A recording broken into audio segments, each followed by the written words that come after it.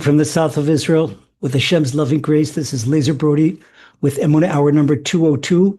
After having learned the last 3 weeks, preparatory lessons, introductory lessons to Emuna, we now begin the first principle of Emuna. If you'd like to follow along, we're going according to the order of the book, 13 principles of the book. And if you have the book, we're starting on page 26, which is the first principle of Emuna. We say in Hebrew, the Torah says the 3 words, Ein Od Milvado, there is no one but Hashem. All our needs, anything we need in life, physical, emotional, spiritual, all from Hashem. So Hashem is really one-stop shopping for happiness, inner peace. People look for it a lot of places, but they look the wrong place. It's only by Hashem. Ein Od Milvado. Okay, start principle 1. Principle 1 says, I believe with complete belief that the Creator, blessed be his name, is creator and director of all creations, and he alone did, does, and will do every deed. This is the language of Maimonides, the Rambam, the 13 principles that he codified, brought down from the entire Gemara, codified them to our 13 principles of faith. And it's amazing how many people that are so-called observant, they do not know these 13 principles. So this is the basics of getting close to Hashem, basics of knowing what we believe in. And this first principle of belief, this is for all of mankind. Don't think that this is a lesson just for Jewish people. It's for Jews, Emunahides, Noahides, whatever you define yourself, because there's one creator and one worth and one human race, and this is all created by Hashem. Okay, so this is the belief in the existence of the Creator, and that He is the life force behind all of creation. There's no one but Him. So again, there's no one but Him. Nothing can exist without His will. And we're talking from macro to the micro, from the mega galaxies to the tiniest part of an atom. The Creator makes everything happen, and nothing can exist against His will or without Him. So the first principle of Emuna corresponds to the first of the 10 commandments. The first of the 10 commandments says, I am the Lord your God. That's in chapter 20 in Exodus, verse 2.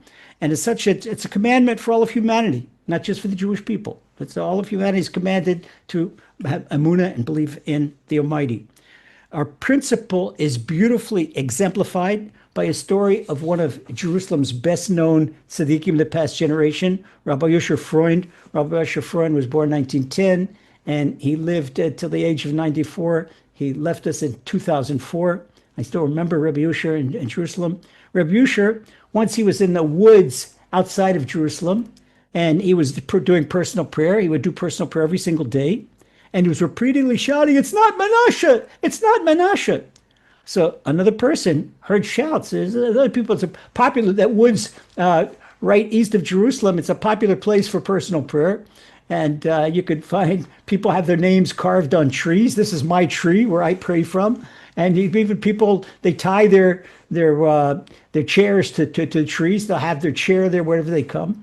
Okay, there are people that are frequent. It's not a place where you'd be completely all alone, because there's always someone 24 hours talking to Hashem in that particular forest. So a person heard Rabbi Yosher screaming out, and he knew Rabbi Yosher's voice. He came running in the direction to see if something was wrong. It's just something to worry about. It's right on the border between East Jerusalem and West Jerusalem. Thought maybe there's something happened. So he came and he saw right in the clearing there was Rabbi Yosher Freund. He was saying, it's not Menashe, it's not Menashe. So he says, Rebbe, is something wrong? Why are you shouting like this? So Rabbi Yosher turned to the young man and he said, a person by the name of Menashe, he took money from me that I had earmarked for the poor people. Rabbi Yosher had a separate wallet that he put charity in. People would give him charity, and his own charity they would give out to poor people. And somebody Menashe came in and either pickpocketed him or robbed him or took the wallet away. He says, I don't want a single bit of animosity to penetrate my heart, because this is the first thing we believe in, that Hashem does and will do everything. If it's not Menashe, then it'll be someone else. And so instead of feeling a bad feeling against another human being, I'm driving in my heart, it's not Menashe, it's not Menashe. So here was Rabbi Yosher Freund in a personal prayer session saying it's not Menashe, it's not Menashe. This guy Menashe, he did him something that wasn't not nice. He took away his money. So this was especially with Rabbi Yosher. Rabbi Yosher's whole life was charity, and his life was devoted to helping poor people. So losing money to him was, and especially the poor people's money, was worse to him than losing his health.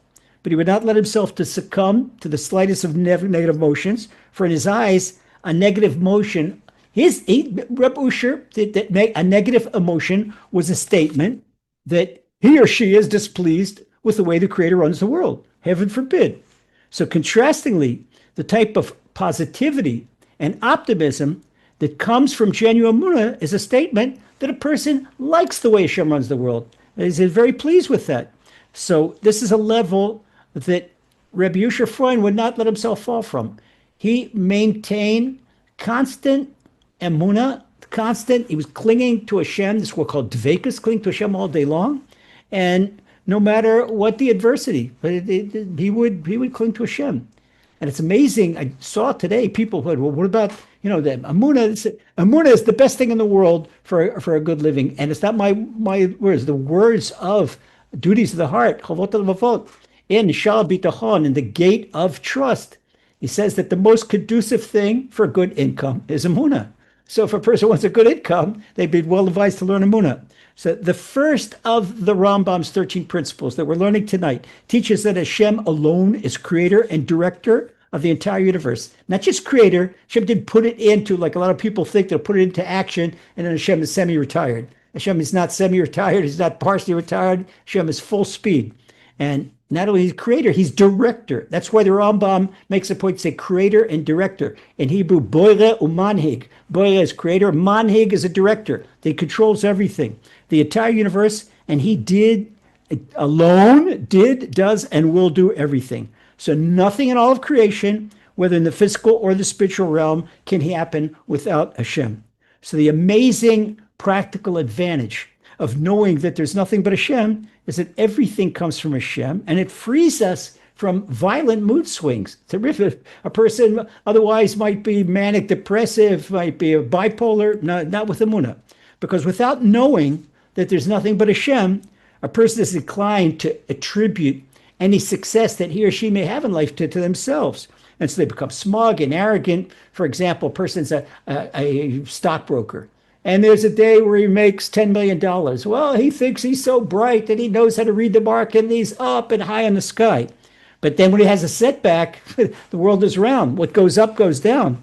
But the same person, the same stockbroker that yesterday made $10 million, maybe the next day he lost $15 million.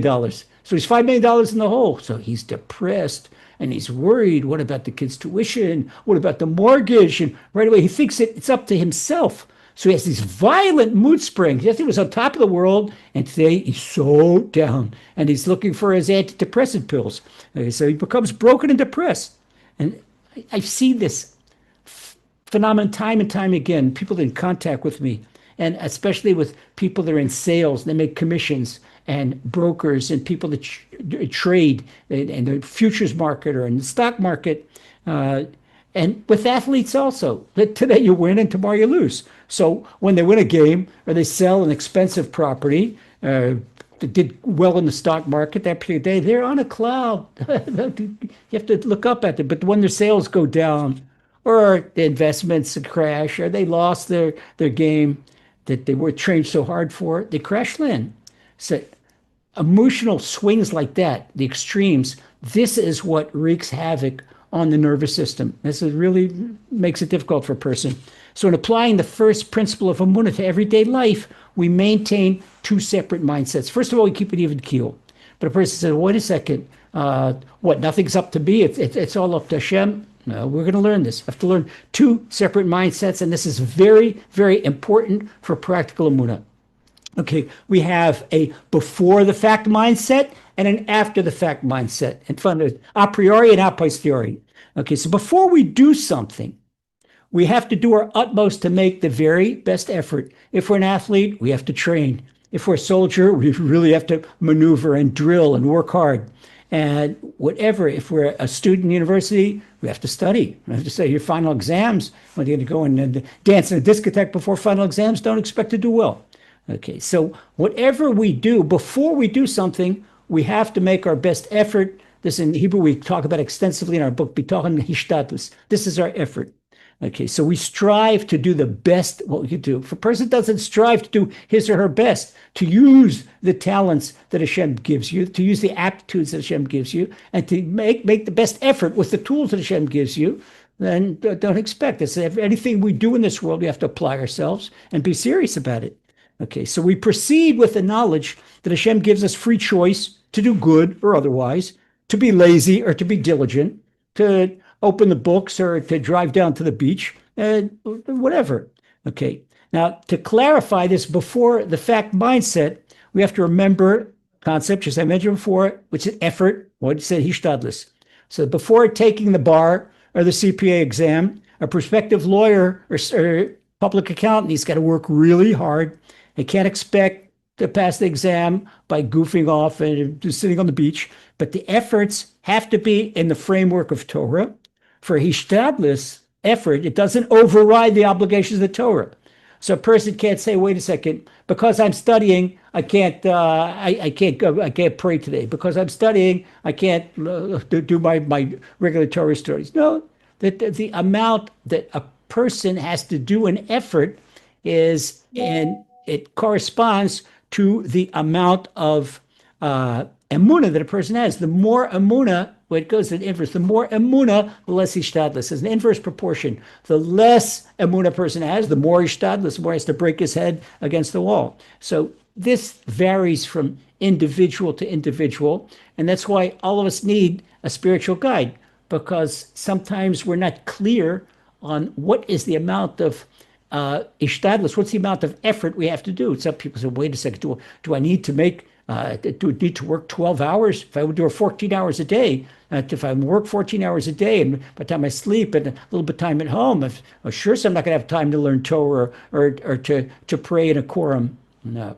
Well, you ask your spiritual guide. Your spiritual guide says, "No, Hashem doesn't need you to work 14 hours a day." That is, if you believe in Hashem.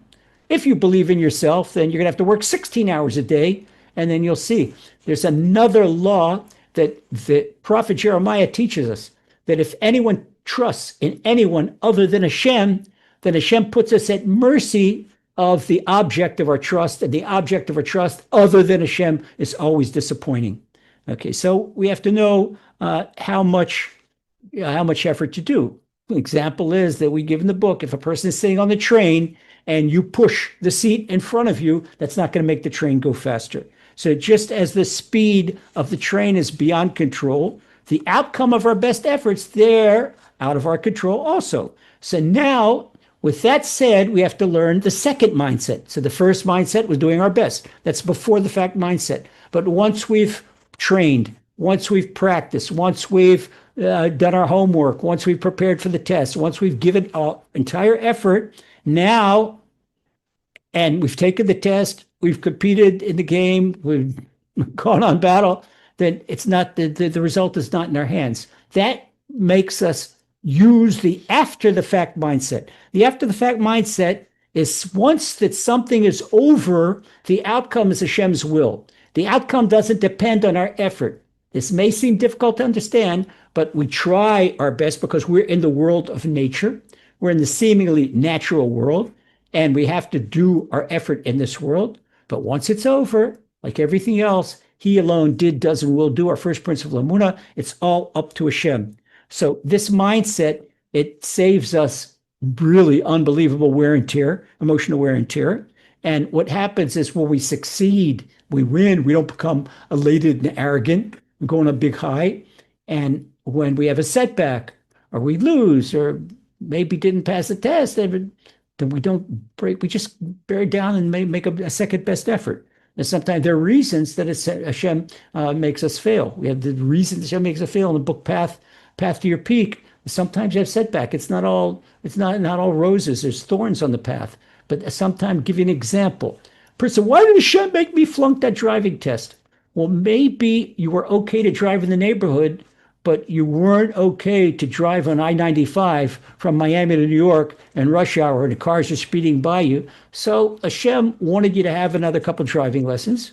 So He didn't let you pass the first test. Have a driver, now much better driver, and now you'll pass the second test. So Hashem has reasons that a person has setbacks, but all the very, very the very, very best. But like Reb Usher, a person has to remind himself all the time, Hashem alone did, does, and will do everything good. The person makes his best effort, his or her best effort, and that's finished.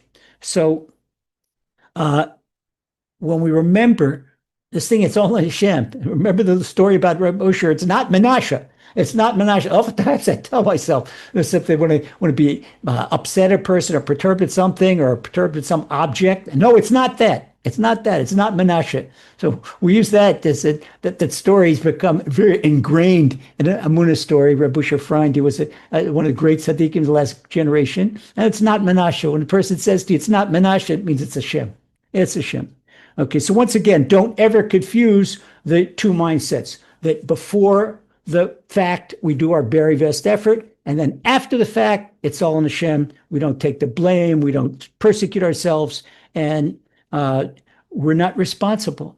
Once we did our very best effort, if we didn't, and we fooled around and we wasted time, and a person got entangled on Netflix or YouTube or whatever, and the time went by, and all of a sudden he or she finds that they didn't study for the test, then okay, then you have to have a problem, have to get over the problem, and not to waste time on social media, not to waste the time on media at all.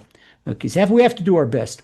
So, but once we do our best, we don't blame and persecute ourselves. We don't go into self-flagellation. We don't whip ourselves, and we don't curse ourselves. Heaven forbid, heaven forbid. But like I said, even a setback is a growth opportunity. If Hashem wants us to grow, gives us a setback, because a person can't grow out of constant successes. So as a loving Father, Hashem does everything for the best, whether or not we understand how or why. That's the whole theme of what we wrote in 3 words of Emuna. 3 words of Emuna is what we're learning tonight, Ein Od Milvado, that they say that who's this Hashem that he alone did, does, and will do everything? That's the creator of the earth. Yeah, but who is he? It's my Father in heaven. Oh, my Father in heaven? Yeah, and he loves all of us. So if he's my Father in heaven, whoa, I got in Hebrew we call it protexia. Protexia is a pull by somebody better in City Hall. I've got Hashem. Okay, and that's my Father in heaven. It's a no-brainer that Hashem loves each one of us more than zillion times more than the most loving parent on earth. Hashem loves us. Whatever he does in our lives, whether or not we understand it, it's all for the best. And thank you, Hashem, that we don't understand, because we don't have divine intellect. Our intellect is limited to this world. That, again, is an advantage of Emuna. So Emuna uplifts us above the natural world, takes it to the spiritual world. In the spiritual world, miracles are natural. So Emuna is spiritual world. In the realm of Emuna, miracles are natural. In this world, in the world of effort, in the world of doing, the word asiyah, the world of doing, then miracles are above nature. But if we go above nature, which is Emuna, then miracles are natural. So since Hashem alone is creator and director of the entire universe, and he did, does, and will do everything, nothing in all of creation, there's no exception to that rule, whether in the physical or in the spiritual realm, can happen without him. So let's take a tangible look. People think that, so we should be, well, where's Hashem? When see, okay, take a tangible look. And if someone tells you that, then you show them the replay of tonight's lesson. Okay, we're going to take a glimpse now at creation. And this will give us a little tiny glimpse of Hashem's power and glory. All right, let's start with our solar system. Let's take the 8 planets of our solar system, which planet Earth is one, and it's a relatively one of the small planets. Okay, we go around the sun at incredible speeds. Comparison, did you ever drive in a car at 120 miles an hour? And you know how fast that is. That's a real sensation. Well, when you take off on a jet flight, before the pilot pulls back on the throttle and you're on the runway, that's 170 miles. And you see how that's really going fast. You're sitting by the window and you see how things on the runway are going past you so fast and you're really going fast. So that's pretty fast, 170 miles an hour, yeah? Okay. So when compared to the planets, it's less than snail's pace. Mercury, which is the fastest of the planets, it circles the sun at not 170 miles an hour, at 107,000 miles an hour, 630 times faster than a jetliner takeoff, and 139 times faster than the speed of sound. So planet Earth, it's slower than Mercury, and it only speeds through space at 66,000 miles an hour. So wait a second, look at the power of gravity. We're going through space at 66,000, to be exact, 66,615 miles per hour. And that's 87 times faster than the speed of sound. We're going through space 87 times faster than the speed of sound, and nobody's falling off. Nobody's sitting comfortable in a chair. Nobody's uncomfortable. Nobody feels pushed or pulled anywhere. But what's going on? Just imagine the gravity to keep us that we cannot feel the sensation of motion 66,000 miles an hour. And Hashem cancels that out. People don't think about it. People don't think. Now, Jupiter, which is the biggest planet, Jupiter is 1,321 times bigger than planet Earth. It's also 2.5 times more massive than the rest of all the planets in the solar system combined.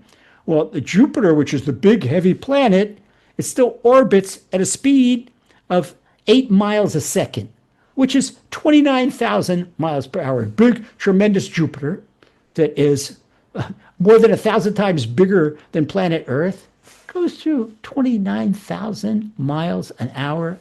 Wow. I just stop and think about that. Now, in weight equivalent, people think, look at, we say in the Ma'ariv prayer, that Hashem puts every one of the planets, every one of the stars in its own path. How many accidents today were in the 495 Beltway that goes around Washington, D.C., or 590 around Baltimore, or I-95 from that goes all the way up the East Coast, from Miami to New York, all the way up to Boston? How many accidents were there today? There was never, in all of 5,785 years of creation, not a single accident up in heaven. Why? Just imagine, if there would be a collision between Jupiter and planet Earth, that would be equivalent force to a collision between an 18-wheeler Mack truck and a 60-pound child. Heaven forbid. What would an 18-wheeler Mack truck that going at 50, not going 50 miles an hour, but at thousands of miles an hour, what would it do to a 60-pound child? Nothing. And just if Jupiter would collide with planet Earth in an instant, nothing would make it planet Earth. So look at it, compare it. We have almost 6,000 years of creation with no accidents.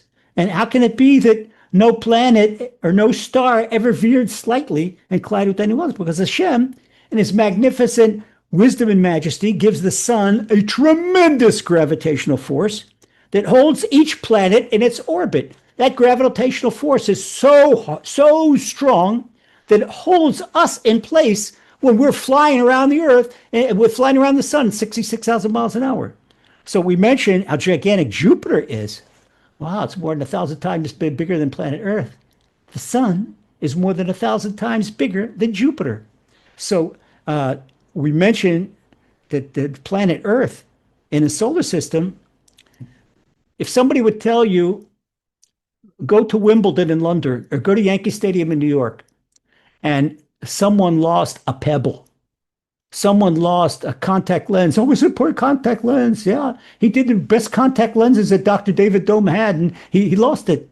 Okay, go find a contact lens in Wimbledon. It's lost somewhere in Wimbledon, the tennis court or in the bleachers somewhere. It's been lost somewhere in Yankee Stadium, a contact lens. What is the chance that you have finding a contact lens in Yankee Stadium? Okay, that's our solar system is part of the Milky Way galaxy, but the Milky Way is 4.12 septillion. We're talking a million, a billion, trillion, quadrillion. Septillion is with the 7 times 3, 21 zeros after the number. 4.12 and add 21 zeros, bigger than our solar system. That's the Milky Way galaxy. And so our solar system, not on planet Earth, it is less than a grain of sand within the Milky Way. So even with this small discourse, we don't even scratch the surface of Hashem's glory, Hashem's magnitude. Now, from Hashem's lofty throne of magnitude that defies, forget about it, defies the grasp of human brain. If I talk too much, you get a headache. When I was gathering this information, my forehead was throbbing. My temples were throbbing. That Hashem descends all the way trillions of light years.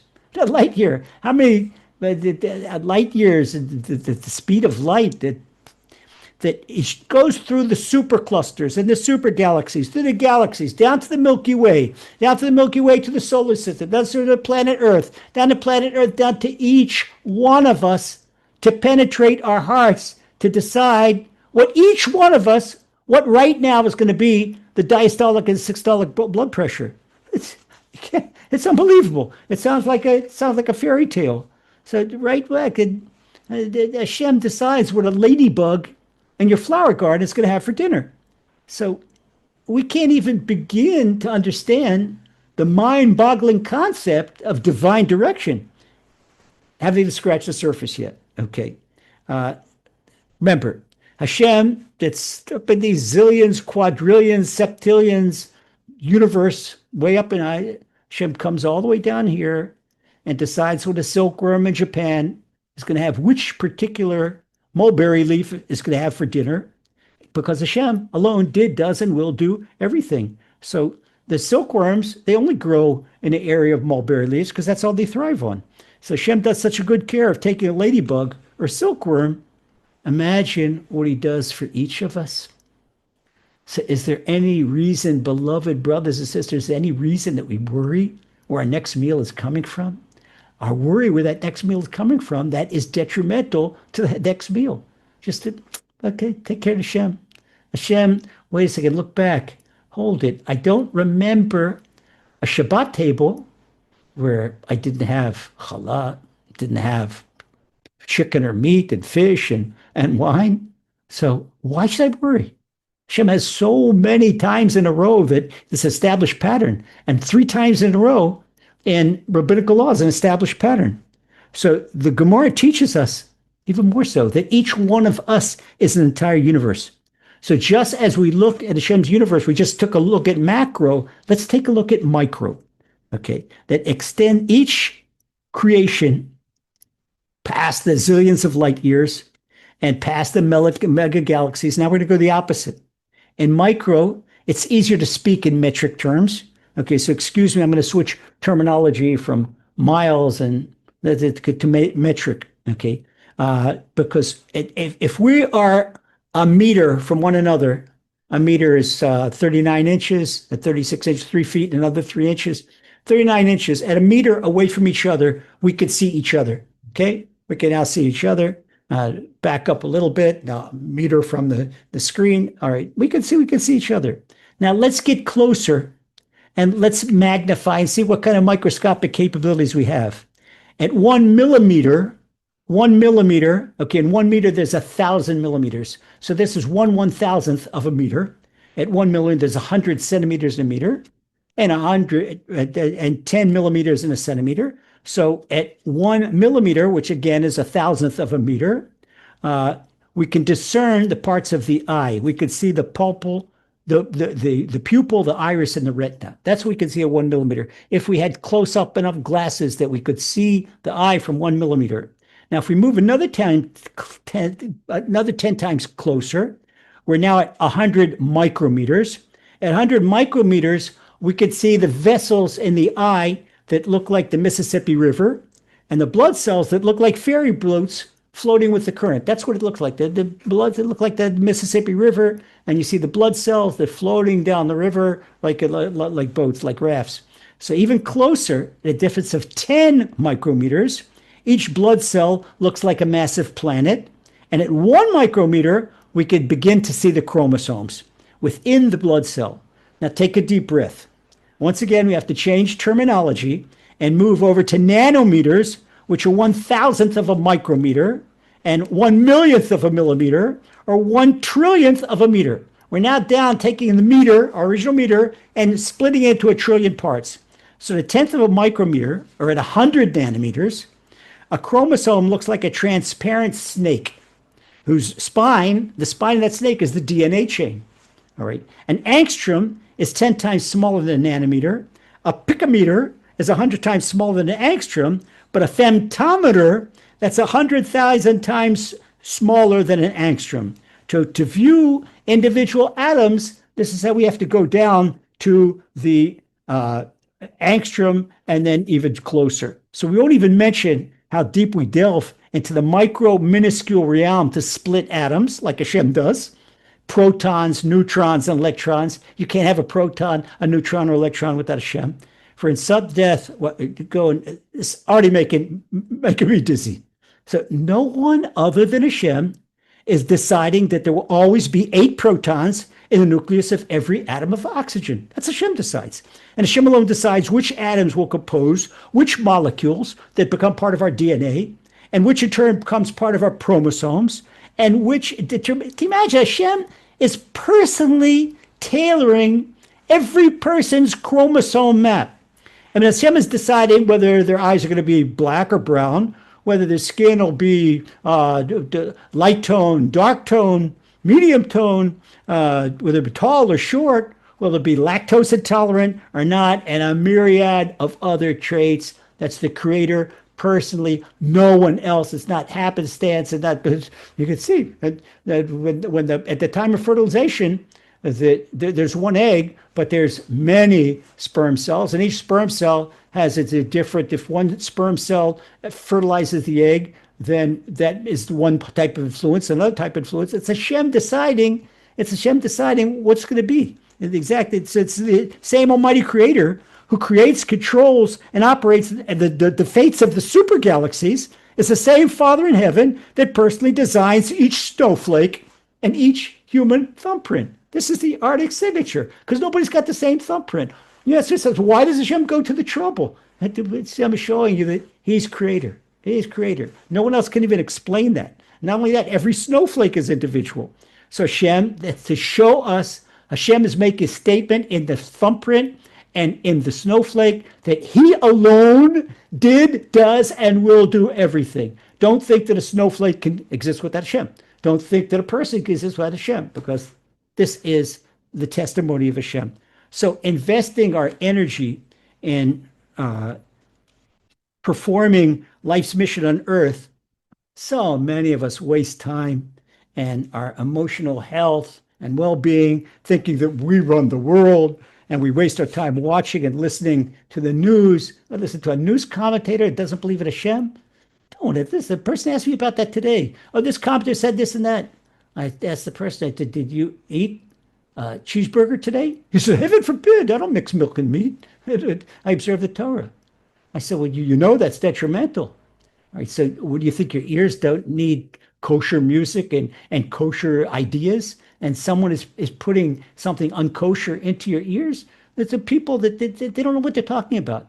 And then there's so much, especially in the recent weeks, so much ridiculous things that are mentioned in the news. A waste of time. But what was important? No, yeah, it's important to find out if there's an incoming missile or not, and to find out how much time we have to get to this bomb shelter. Sure, that's to be informed. So you have to listen to civil defense, but they don't give you opinions. Hey, what you need to know to protect yourself. So we don't have to waste our time writing op-eds and writing letters to the editor, commenting on news articles, and chatting aimlessly on social media. And many of us, they think this, that they want to give us, since our opinion has been published, that we get the illusion that we're running the world. That's the evil inclination. That's the evil inclination. I have the same evil inclination. There was a time where I used to write op-eds, used to write articles, and okay, to say to justify it that this is according to an Emuna look. But hey, wait a second. Teaching people Emuna, teaching people to be stronger, to feel better, that's fine. But putting too much emphasis on, we have to keep our eyes focused. What are we doing? What are we doing? Do we want to teach Emuna? Okay, we can teach Emuna by using current events, but we don't have to quote what other people say about current events, especially when the other people are not our spiritual guides, when the other people are not connected to Hashem. So I remember my esteemed and beloved Rosh Yeshiva at Aish Torah, Rabbi Noach Weinberg, he used to say, move aside and let Hashem run the world. You don't need to run the world. Let Hashem do it. This is the best thing a person could do, is to get out of Hashem's way and let Hashem do the job. And that's the key to being happy. Move aside and let Hashem run the world. We do our best effort, and the rest is up to Hashem. So this is the 3 words we mentioned at the beginning of tonight's lesson, Ein Od Milvado. That's the right out of Deuteronomy chapter 4, verse 35. We say this every time we take the Torah out of the ark, the Torah scroll out of the ark on Shabbat in the morning. And there's nothing but him, nothing but Hashem. So this teaches us that no one or anything could do anything in the world outside of Hashem. A creation might be something positive or negative, but it's only an agent of divine will. Because people say, why did maybe you like hummingbirds, but you don't like black widow spiders. That's natural. But a hummingbird is Hashem's agent to bring pleasantness and delight to the world. And a black widow spider it's also a Hashem's. The Gemara is full of stories about black widow spiders and poisonous snakes and how they've bitten people that deserve to be punished, that they're also divine messengers. So in his classic book, Nefesh HaChai, in his classic book by Rabbi Chaim of Volozhin, he was one of the prime disciples of the Gaon of Vilna, the Vilna Gaon, and he presents us with the greatest life insurance ever issued. And we see this in Nefesh Chaim in chapter 3, section 12. He says, there's a prodigious and wonderful ploy to nullify all stern judgments and forces that a person can't control to the extent will have no effect on that person when the person embeds in his heart that Hashem is the true God and there's no one but him, Ein Od Milvado. There's no power on earth, in the entire universe, but him, and everything is filled with simple oneness. May Hashem be blessed. So this is so important. If someone tells you something or a situation that sounds like would normally scare you, someone said sounds like a threat, maybe an income threat or a health threat or anything like that, put a smile on your face. Ein Od Milvado. EINOD MILVADO. There's 3 words of Hebrew I want to teach you. Ein Od Milvado. There's no one. If that's difficult to remember, there's no one but Hashem. Nobody can scare you. There's no one but Hashem. Because that person, the boss, I'm going to fire you. No, you're not going to fire me. If Hashem wants to, all right, maybe Hashem wants me to get a better job. Okay, I'm fine. That's fine. That's fine. You do your best. The doctor says, oh, they're not going to make it through this one. Oh, doctor, you don't give out life and death. Hashem does that. Ein Od Milvado. The moment you say Ein Od Milvado, you neutralize all negativity and you neutralize the negative forces that they're trying to weaken you. And this is so great. This is why Reb Chaim of Volozhin could give this insurance policy. It really works. And people are worried and they're upset. And the evil inclination uses that as a negative aikido to carry the momentum to knock the person down in depression. Don't get knocked down on the mat. Don't get knocked down. Say Ein Od Milvado. Give it right to the evil inclination back in the eyes. There's no one but Hashem. You can't scare me.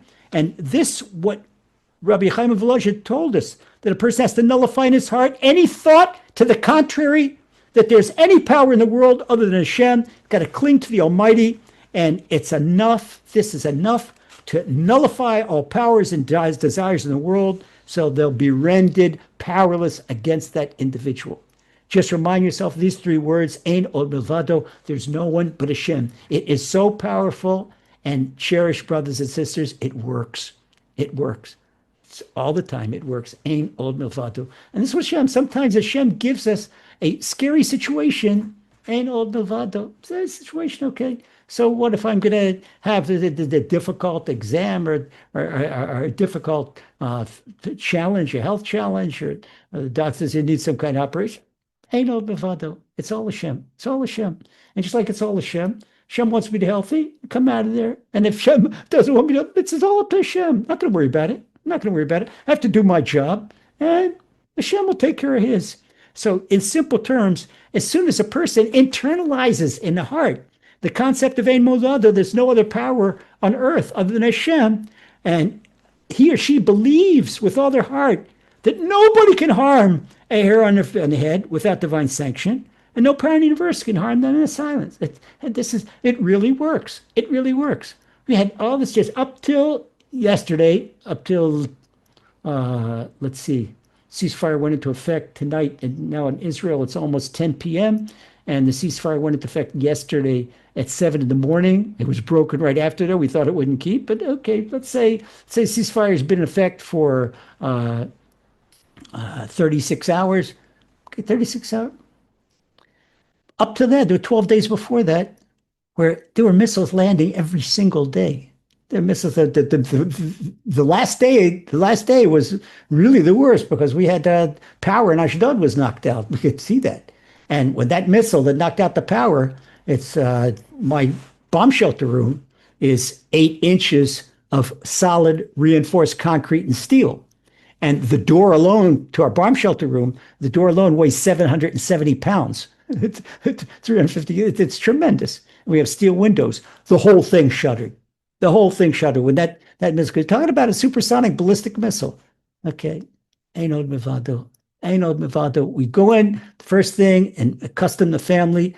We walk into the bomb shelter. Ein Od Milvado. There's nobody of Hashem. No, okay. If the address is on that shell, there's nothing we do about it anyway. Ein Od Milvado. So open up a book of Psalms. We start saying Psalms. We start to be talking to Hashem, or else we learn together. Do something. No, nothing. And what the stressful part about it was the alarms in the middle of the night, breaking up the sleep. But I can honestly say that the stressful part was not the bombs falling. It was the alarm, getting up in the middle of the night, and the alarm, you get kind of Pavlovian that the alarm is scary because it's good, but not the bombs. It just Ein Od Milvado. It really works, and this was tested under fire. This is laboratory tested. Amazing. Had a chance to test this for a whole week before tonight's lesson. So that's what Reb Chaim Volozhin says. A person has to nullify in his heart there's any power, anything Hashem. So as soon as a person internalizes.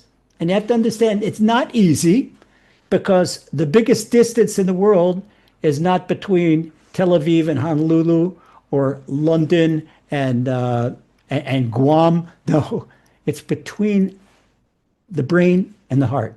In the brain, we all know that there's nothing but Hashem. There's no one but Hashem. But to take that and internalize it in our heart, we're under extreme pressure. Under extreme pressure, we know there's no one but Hashem. And we all have potentially fearful situations. All of us do, all the time.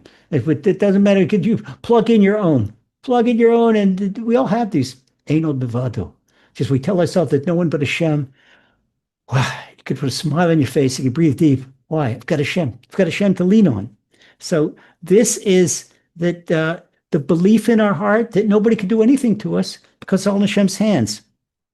So therefore, Ein Od Milvado are the three most important words that a person needs to know, because that's the essence of the first principle of Emuna. That really tonight, the Rambam's, the first of the Rambam's 13 principle of Emuna, that this is the foundation of Emuna. Once again, I believe with full belief that the Creator, blessed be His name, is Creator and Director of all the creations, and He alone did, does, and will do every deed.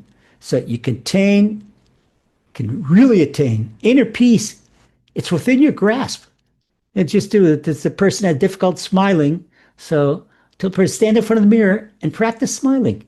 Look at yourself, practice smiling until your cheeks hurt because your cheek muscles aren't developed because you're not used to smiling. Practice smiling until it comes second nature. So we tell ourselves, Ein Od Milvado. There's no one but Hashem. Ein Od Milvado. There's no one but Hashem. Ein Od Milvado. There's no one but Hashem. You want to buy a Brazilian parrot and teach him Ein Od Milvado, Ein Od Milvado? That would be great. An Emuna parrot. Walk to town, Ein Od Milvado. Okay, always reminding us that there's no one but Hashem, no one but Hashem.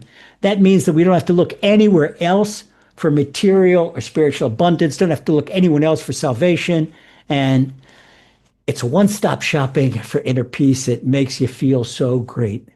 So a lot of people still, they're skeptical when I tell them this.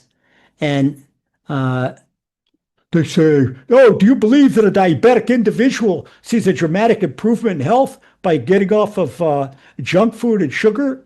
Or calling out Hashem? Okay. So but if I would take on my health coach hat, my trainer's hat, and put the rabbi hat aside, I'd say, sure. You have to eat healthy and you have to do your best effort. You have to diet and get off the white sugar and get off the junk food and get off the sofa, start walking every day. But a few minutes says, of course, that's going to guarantee it. But it's no brainer that that's a simple matter of discipline and that your life depends on it, that you don't eat sugar. You can't say, oh, Hashem, I believe in you, and then go and do what's detrimental. That's another, a different law in the Torah that the person has to protect himself. So the same principle applies to the soul. Person believes, you believe that for a diabetic, eating junk food, eating sugar, and not getting exercise, that's detrimental.